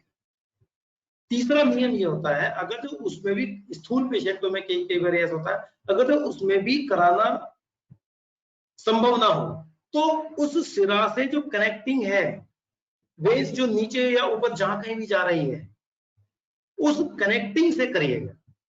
माना कि यहाँ पे आपने करना था और यहाँ पे ठीक से यहाँ पे आपने करना था कहीं पे किसी चीज को लेके और ठीक से नहीं दिखाई दे रही है, तो जरूरी नहीं है कि तो आप समझो उसके नियर बाई सर्च करिएगा, नियर बाई नहीं मिल रही है तो जो उसकी कनेक्टिंग है यहाँ पर उसको कर दीजिएगा। श्रवमोक्षण करने का यही नियम है, पहले मेन ढूंढिएगा फिर नियर बाई ढूंढिएगा, नियर बाई नहीं हो तो उसकी जो कनेक्टिंग है वो कनेक्टिंग वाली करिएगा। तो श्रवमोक्षण करने का यह नियम है। अभी हमें इस चिकित्सा को करते हुए, जैसे कि रजत जी ने बताया कि हमारा दूसरी जनरेशन चल रही है, तो एक अनुभव है इसमें कि भाई कैसे कैसे इस चीज को, बीमारियों को हम सिर्फ मात्र रक्त मोक्षण के माध्यम से ठीक कर लेते हैं। तो अभी हमारी दूसरी पीढ़ी चल रही है, मैं दूसरी पीढ़ी हूँ। तो हमारे पिताजी का एक अनुभव बताते हैं कि पिताजी हमारे रक्त मोक्षण के बारे में पढ़ते तो सब थे, तो उनको जिज्ञासा हुई कि भाई इसको करा जाए। तो उसको बाद करने के बारे में क्या होता था कि जब आसपास में सर्च किया गया तो कोई भी वैद्य उस वक्त में, आज से 40, 30, 32, 35 साल पहले, कोई भी वैद्य यहाँ पर इस स्थान पर रक्त मोक्षण ऐसा नहीं करता था। तो उनको जिज्ञासा हुई भी कैसे करा जाए। तो ऐसे घूमते घूमते पता पड़ा कि जो छद्म वैद्य होते हैं, परंतु वो खानदानी रूप से उस काम को कर रहे होते हैं। उनको देसी भाषा में जर्राह भी बोलते हैं, और ये जर्राह हमारे यहाँ पे दिल्ली में मिलते हैं। तो उस कंडीशन में वो सारा वो पिताजी हमारे ढूंढते रहे, बहुत सारे वैद्यों से बात करी, तो कोई भी वैद्य उस जमाने में वो नहीं करता था। तो क्या करा कि भाई उनको पता लगा कि ऐसे कोई है, खानदानी है, वो वैद्य नहीं है, परंतु वो नस काट के ब्लड निकाल के बीमारी ठीक करते हैं। तो उनके पास गए, उनसे सीखा, फिर गांव-गांव जाके 2-3-4 गांव-गांव में पता लगा कि वो वहां पे नस खोलता है, वो वहां पे नस खोलता है, देखा तो सब लगा था कि वो सब क्या ना, इस विद्या को परंपरागत तरीके से जिंदा रखा हुआ था। और जो जिंदा रखे हुए थे, इस जिंदा रखने वाले ये कोई वैद्य नहीं थे, परंतु ये खानदानी तरीके से चलता आ रहा था, वो कभी कभी करते थे। उनको ये भी नहीं मालूम था कि ये किस कंडीशन में करना है, किस में नहीं करना है, कहाँ करना है, परंतु इस चीज में वो एक्सपर्ट थे कि वो कर देते थे और आराम मिलता था। रक्त मोक्षण के लिए उनके यहाँ पे भीड़ लगी रहती थी, और सिर्फ रक्त मोक्षण कराने से ही सारा का सारा आराम हो जाता था, सारा का सारा। तो ये रक्त मोक्षण को जो चिकित्सा, फिर वहां से देखा, फिर अनुभव करा, करते करते पिताजी ने देखा। पिताजी को हम पिछले 25 साल से उनके असिस्टेंट के रूप में काम करते हैं, तो ये सारे केस देखते रहे, ऐसे होता है, इतनी जल्दी ठीक होता है। तो बाद में देखा कि अरे ये तो बहुत प्रभावकारी चिकित्सा है, और बहुत जल्दी आंसू का रिजल्ट देती है, सारा का सारा काम स्पीड से होता है, इसमें तो कम खर्चे में बीमारी ठीक हो जाती है, बड़ी से बीमारी कम खर्चे में ठीक हो जाती है। तो फिर ये देखा कि भाई इसको तो बढ़ाया जाए। फिर बहुत सारे रिसर्च करते रहे कि भाई किस किस बीमारियों में कर सकते हैं, किस किस बीमारियों में हमें नहीं करना चाहिए। बाद में पता पड़ा, शास्त्रों में भी लिखा था, अनुभव होते होते पता पड़ा वात पित्त प्रधान में करना है, वात पित्त कफ प्रधान में कौन सी रक्त मोक्षण करना है, फिर उसके बाद में किस कंडीशन में करना है, नहीं करना है। उम्र के हिसाब से भी बोला गया कि भाई ये वृद्धों में करना है, बच्चों में, वृद्धों बच्चों में नहीं करना है, ये नहीं करना है। परंतु जो हमने अनुभव देखा, जैसे कि एक 1.5 साल के बच्चे का भी अनुभव है हमारे पास में, और 95 साल की पेशेंट का भी अनुभव है, जो हमारी ग्रैंड मदर थी, उनका भी, उनको प्रत्येक वर्ष 2 बार वो करते थे, और खूब आराम से वो पूरा वर्ष उनका आराम से कटता था, कोई सर दर्द नहीं रहता था बस। और अगर जब हमने नहीं करा, वो लेट हो गया, उसके बाद में वो सारी सारी परेशानी जल्दी होती थी, सारी सारी उनको सर दर्द फिर दोबारा जल्दी होता था। तो ये ऐसे करते करते फिर अभी कुछ डिसाइड हुआ कि पिताजी ने बोला कि भाई चलो, हमने तो अपने बड़े मुश्किल से सीखा है, जैसे भी रहा है, और हमने अपने पिताजी से सीख लिया था। तो पिताजी ने बोला हमारे कि भाई आप एक काम करिएगा, इसको सिखाइएगा। बहुत सारे ऐसे विद्यार्थी हैं जो पढ़ तो रहे हैं, परंतु उनको कार्य अनुभव नहीं है। तो उसी आधार पर फिर हमने वर्कशॉप वगैरह करना शुरू करा, और बहुत सारे लोगों को सिखाना शुरू कर दिया था ये सारा का सारा। और अभी तो काफी तक लोगों को हमने ये सिखा भी दिया है। अभी कुछ क्वेश्चंस आए हैं, वो देख लेते हैं। अब ये बताया गया था कि रक्त मोक्षण technique can be use in vitiligo, leukoderma. हाँ, ये बोला गया है कि भाई ल्यूकोडर्मा में हम कौन सी रक्त मोक्षण की टेक्निक यूज कर सकते हैं। इसमें ये देखा गया है, जो हमारा अनुभव है और हमारे जो कुछ बंधु लोग हैं, उन लोगों का अनुभव है कि वहां पर प्रच्छन्न करने से ज्यादा आराम मिलता है। परंतु विटिलिगो में क्या ना, ध्यान देना कि अगर जो वहां पे पित्त के अंश ज्यादा है तो रिजल्ट ज्यादा आएगा, अगर जो पित्त के अंश ज्यादा नहीं है तो वहां पर आपको रिजल्ट कम आएगा। परंतु प्रच्छन्न करना ही सबश्रेष्ठ है। प्रच्छन्न करना है, या प्रच्छन्न करके आप कब लगा देंगे, वही एक चीज है, तो करना है। यहाँ पर श्रम मोक्षण का बहुत ज्यादा और लीच थेरेपी का बहुत ज्यादा रोल नहीं मिला है, प्रच्छन्न की ज्यादा है। लीच थेरेपी के रोल मिलते हैं, पर प्रच्छन्न और कपिंग के ज्यादा रोल मिले हैं।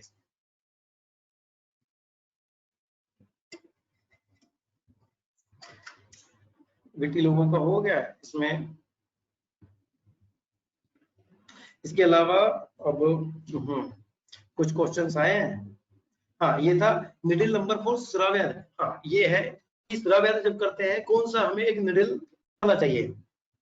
आइडियली इसमें 18 नंबर का निडल करना बहुत अच्छा रहता है। 18 नंबर से क्या होता है कि उसमें तुरंत ब्लड आता है और चोकिंग होने के चांस कम होते हैं। अगर जो हम बहुत ज्यादा लेंगे तो वो चोक हो जाता है, ब्लड भी बहुत जल्दी नहीं आता है। तो इसमें 18 नंबर का निडल आइडियल है जल्दी से ब्लड निकालने के। हालांकि मोटा होता है, पेन होता है, परंतु वो है निडल। और उसमें तरीका ये, आप एक निडल ले लीजिएगा 18 नंबर का, और उसमें कुछ कैनुला की जो क्या नाम है, आईवी लाइन होती है, आईवी लाइन का जो पाइप है वो पाइप जोड़ दीजिएगा, दूर तक ले जा सकते हैं। तो ये कर सकते हैं। तो इसमें 18 नंबर का चल जाएगा बहुत आराम से और बहुत अच्छा रहता है इसमें। हाँ, ये था कि ये एक है कोई, please talk about the medicine which are given with रक्तमोक्षण अकॉर्डिंग टू एज। यस, तो इसमें ये था कि भाई कौन कौन सी औषधियां हम रक्तमोक्षण के दौरान दे सकते हैं। सबसे पहले व्याधि अनुसार, अगर जो हम खाली केस एक सैटिका का ले लेते हैं, तो सैटिका में जो हमारा चिकित्सा सूत्र ये रहा है कि हमने कि उनको आते ही सबसे पहले स्नेह स्वेदन करके रक्तमोक्षण कर दिया। रक्तमोक्षण के तुरंत बाद में हमने उनको विरेचन देना शुरू कर दिया, नित्य विरेचन दिया, और उसमें कैस्टर ऑयल से विरेचन देना उचित रहता है। फिर उसके बाद में औषधि था, वात पित्त प्रधान औषधि दिया। पित्त, अगर जो हम पहले ये भी देखना है कि प्रकृति क्या है पेशेंट की, अगर जो वात पित्त प्रधान है ये सब, अगर जो हमें लग रहा है कि पेशेंट की वात कफ प्रकृति है, तो उस अनुसार हमें वात कफ समन औषधि चिकित्सा देनी है। तो जो सियातिका के पेशेंट थे, उन पेशेंटों में फिर हमने आपका जितनी भी रसौषधियां थी, कुछ वृत्वा चिंतामणि रस दिया गया था, एक सिर्फ एकमात्र वो रस औषधि थी, बाकी तो सिर्फ साधारण औषधियां थी। उनको खाली हरितकी की वरिष्ठ भट्टी देके और उनको ठीक कर दिया गया, और उनको जो रसौषधि के नाम पर सिर्फ मात्र वृत्वा चिंतामणि रस दिया गया था। बस इतनी औषधि से ही काम हो गया था। आज की डेट में तो बहुत सारी औषधियां हैं, जितने भी रसौषधियां हैं वो सब दे सकते हैं, परंतु जो मेन जो चिकित्सा सूत्र हमने फॉलो किया था ये था कि भाई आप पहले रक्तमोक्षण कर दीजिएगा, रक्तमोक्षण करके आम पाचन करके मल शोधन कर दीजिएगा। बस इतने से पेशेंट को काफी तक आराम होता है। यही चिकित्सा दी गई थी। डीवीटी में कहाँ पे करते हैं रक्तमोक्षण, और कौन सा रक्तमोक्षण करते हैं डीवीटी में? यस, डीवीटी में क्या होता है, डीवीटी में श्रामोक्षण करना ही सबसे उचित है। डीवीटी बहुत डीप वेन होती है सारी की सारी, तो उसमें कपिंग, फ्रिक्शन या लीच थेरेपी का कोई फायदा नहीं मिलता है। कई बार अनुभव करने पर ऐसा हमें मिला है। तो उस कंडीशन में सिर्फ श्रामोक्षण करने से ही पेशेंट को आराम मिलता है। जो वहां पे स्वेलिंग बनी रहती है वहां पर भी उसमें डीवीटी में श्रामोक्षण करने से ही आराम मिलता है सारा। तो अभी एक है, फिर ये है what is wet gangrene, as you have mention in your experience Ayurvedic aspect of wet gangrene. Wet gangrene इसमें आपने देखा होगा, जहां पे अच्छा एक चीज है, एक जो गैंग्रीन और ड्राई गैंग्रीन, जहां पर सिरा, जहां पर आर्टीरियल सप्लाई बंद होती है और अंग सूखना शुरू हो जाता है, वो ड्राई गैंग्रीन है। यहाँ पर वीनस सप्लाई ब्लॉक्ड होती है और अंग सड़ना शुरू हो जाता है, ऊजिंग होती है, वो आपकी वेट गैंग्रीन है। इसको अब आप उसको आयुर्वेदिक उसमें इसको दुष्ट स्रावी व्रण के रूप में आप इसको ले सकते हैं। अधिकतम केसेस में जब इसको दोषानुसार इसकी जब देखते हैं तो ये हमें वात का प्रदान मिलता है। वेट का गैंग्रीन अधिकतम केस में वात का प्रदान मिलता है। और उसमें क्या है ना, कोई भी व्रण में सबसे पहले नियम है कि सबसे पहले पित्त दूषित रहेगा, परंतु उसमें बाद में जो पित्त प्रधान, जो भी पित्त के अलावा जो भी दोष के लक्षण है वो सब उभर के आने शुरू होते हैं कि भाई ये वातज व्रण है, ये पित्तज व्रण है, ये कफज व्रण है, या ये द्वंद्वज व्रण है, ये सारा सारा। तो जो वेट गैंग्रीन में हर कोई एवरी टाइम एक जैसा नहीं होता है। वेट गैंग्रीन आपकी वात पित्त प्रधान भी हो सकती है, वेट गैंग्रीन आपकी वात का प्रधान भी हो सकती है। ऐसे जैसे कि बहुत सारे हम केसेस देखते हैं कि माइग्रेन, जैसे कोई पेशेंट आता है तो माइग्रेन में कीजिए हेडेक है, तो हमारा ध्यान जाता है तुरंत कि भाई ये माइग्रेन है तो हमारा अर्धावेदक होगा और ये वात पित्त प्रधान व्याधि है। परंतु जब हमने पेशेंट के कैरेक्टर्स को देखा है, पेशेंट के कैरेक्टर्स में ये मिला है कि उसको वात पित्त उसको माइग्रेन बताया हुआ है, पेशेंट मान के चल रहा है माइग्रेन, परंतु उसको वात पित्त के कोई लक्षण नहीं है, उसको वात कफ के लक्षण मिल रहे हैं। पेशेंट का दर्द जो है वो स्लो है और कफ प्रधान है, तो उस कंडीशन में भी हमें देखना चाहिए। तो अभी तो क्या है ना, हमने एलोपैथिक नजरिया रखते हैं, सब कुछ रखते हैं, परंतु डायग्नोसिस आयुर्वेदिक होनी चाहिए। डायग्नोसिस आयुर्वेदिक रहेगी तो आपने कौन सी वैरायटी का रक्तमोक्षण करना है, वात कफज है तो कपिंग करना है, वात पित्तज है तो लीच थेरेपी करना है, एक स्थान में है तो अपने प्रक्षण करना है, और सर्वांग देश स्थित है तो वहां पे अपने ये करना है, श्रामोक्षण करना है। तो आप अपनी टेक्निक के अनुसार चलिएगा, अपने डायग्नोसिस के अनुसार चलिएगा, हर कंडीशन में अपने डायग्नोसिस बनाइएगा जरूर, डेफिनेटली। तो ये है। गैंग्रीन में हमने मेडिसिन क्या दिया था, वहां पर उसको शोधन धावन के लिए बताया था कि धावन के लिए हमने नीम का पानी दिया गया था, वहां पर उसको लगाने के लिए मधु और घृत का लेप करने के लिए बोला गया था। साधारण गैंग्रीन के केस में जो बैंडेजिंग होती थी वो मधु और घृत के नाम से होती थी, बस उसके नाम से और वो उसी से ठीक हो गया। पेशेंट ने नियमित त्रिफला खाता भी रहा, त्रिफला का काढ़े का सेवन करता रहा और ये सारे काम चलते रहे सारे। तो ऐसे ये रहा है। तो इसमें कुछ और क्वेश्चंस हैं। अभी एक इंटरेस्टिंग केस दिखाते हैं। एक बहुत ही इंटरेस्टिंग केस है, यूजुअली बहुत कम कई बारी देखने को ऐसे केस मिलते हैं।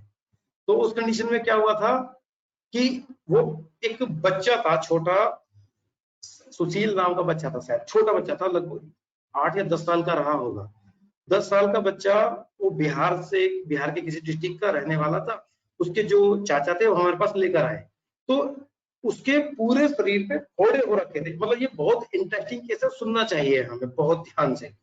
उसके पूरे शरीर पे फोड़े हो रखे थे, पूरे शरीर पे, चेहरे पे, सर पे पूरे।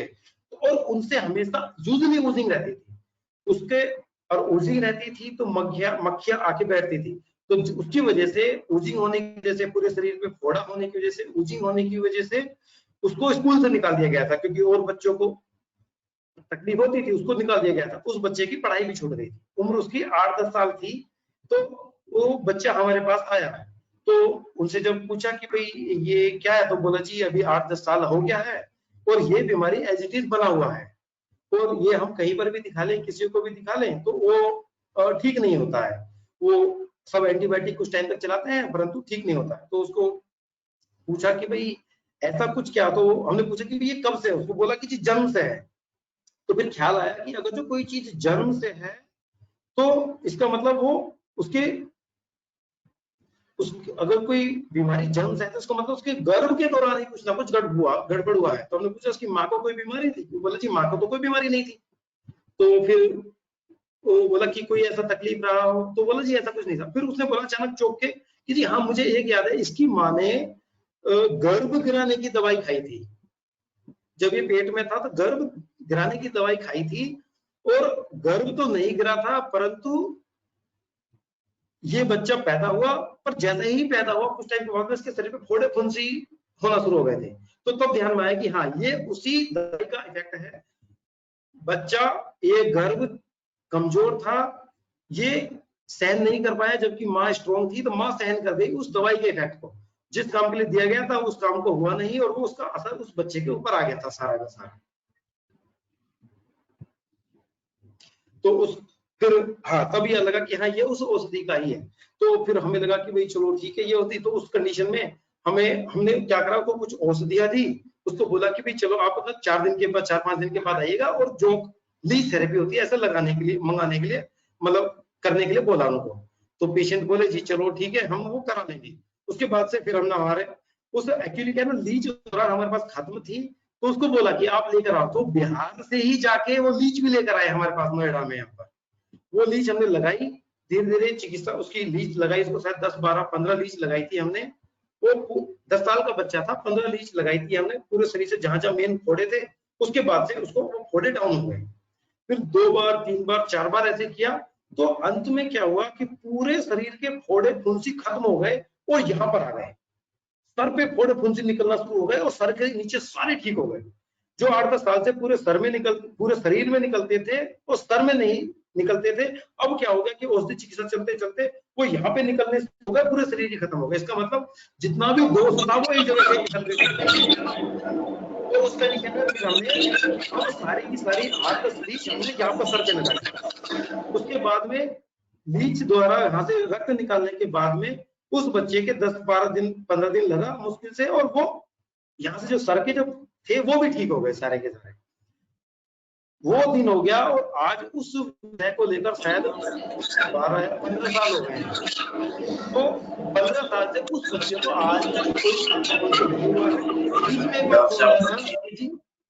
बीच में एक बार फोन आया था कि जी ये फिर से एक फुंसी निकली है, तो वो क्या था ना, उनको देखा हुआ था तो उन लोगों ने खुद लीच उठाया और लगा दिया और खत्म। ऐसा उन्होंने 2 बार किया, बताया, और उस 2 बार में ही वो ठीक हो गया सारा का सारा। तो ये सारी चीजें लगभग आपने एक जो विषय था वो हम बताना चाहते थे कि पूरे शरीर से दोष एकत्रित होकर सर में आ गए और सर से हमने उसको निकाल दिया था। यही बोलते हैं कि पूरे शरीर से, जैसे बोलते हैं ना, कामला के केस में क्या करते हैं, जो शाखासित कामला है उसको दोष को कोष्ठ में लेकर आते हैं, कोष्ठ से बाहर कर देते हैं। ऐसे ही ये केस हमने देखा था कि जहां पर रक्त मोक्षण के लिए पूरे शरीर के दोष को एकत्रित हो गए थे, वो सर से लीच लगा के निकाल दिया और तुरंत बीमारी खत्म हो गई। तो ये एक बहुत ज्यादा ही इंटरेस्टिंग केस था। अभी कुछ क्वेश्चंस आए, एक बार देख लेते हैं क्या है।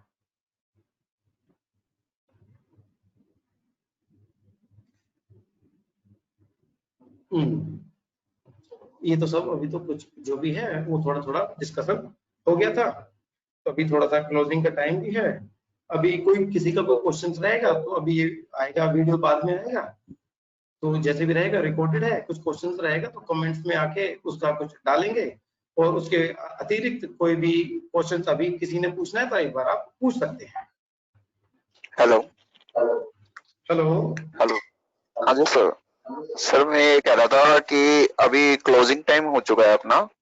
अगर किसी को भी कोई क्वेश्चंस हैं वो आप ग्रुप में मैसेज कर सकते हैं, आपको वहाँ पे रिप्लाई दे दिया जाएगा। बिल्कुल, हाँ, ये बहुत अच्छा तरीका है, ग्रुप में भी दे सकते हैं, तो वहाँ पे जो भी रिप्लाई होगा आपको वहाँ पर मिल जाएगा। बिल्कुल, ये अच्छा तरीका है जी। बाकी तो सर और ये प्रो आयुर्वेद ने ये एक मीटिंग का अरेंज किया है, तो उसके लिए उनका धन्यवाद। प्रो आयुर्वेद के जो भी ऑर्गेनाइजर हैं, रजत जी, और भी जो भी अन्य साथी हैं, और दोबारा ऐसा फिर जब कभी मौका मिलेगा तो फिर दोबारा डिस्कशन करेंगे और कोशिश करेंगे कि आयुर्वेद के माध्यम से कितना जल्दी आपको परिणाम मिलते हैं, ऐसे चीजें बताएंगे, और कुछ आपके डाउट रहेंगे किसी बीमारी को लेकर उनका भी समाधान करने की कोशिश करेंगे। Thanks a lot sir. आज जैसा कि हमने अपने इस सेशन में सीखा कि हाइपरटेंशन का केस हो या वेट गैंग्रीन हो या सियाटिका हो, ब्लड क्लॉटिंग हो या विटिलिगो हो, विटिलिगो में हम प्रच्छन क्रम कर सकते हैं, ब्लड क्लॉटिंग जहाँ पे हो रखी है वहाँ पे हम लीच थेरेपी कर सकते हैं, सियाटिका के केस में हम गुल्फ और कंडरा के मध्य सिराभेद करके भी रिजल्ट पा सकते हैं, और वेट गैंग्रीन में लोकल लीच एप्लीकेशन, हाइपरटेंशन में सिराभेद वगैरह वगैरह हमने कम से कम 6-7 डिसीज पे आयुर्वेदिक जो व्यू देखा हमने रक्त मोक्षण का वैद्यक्ष चौहान जी के द्वारा। We shall be very thankful to you sir for this your session. और सर अभी किसी के भी कोई क्वेश्चन है वो ग्रुप में मैसेज कर सकते हैं और सभी के क्वेश्चंस का आंसर वहां दे दिया जाएगा। और आप सभी के लिए एक सरप्राइज है प्रो आयुर्वेदा की तरफ से, जो कि अभी मैं आपको दिखाने जा रहा हूँ।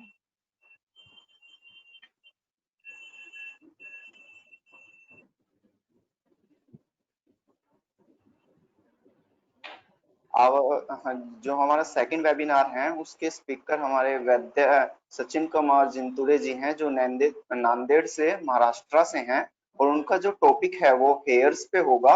वो हेयर्स पे अपने आयुर्वेदिक जो पर्सपेक्टिव्स हैं वो हमारे सामने रखेंगे। ये जो वेबिनार है हम 22 जून को 5 बजे कराने जा रहे हैं। मैं आशा करता हूँ कि आप सभी इस वेबिनार को भी सक्सेसफुल बनाएंगे। और अगेन जिस किसी का भी कोई भी क्वेश्चन है वो ग्रुप में आप भेज सकते हैं, आप सबको वहां पे रिप्लाई दे दिया जाएगा। Thank you sir.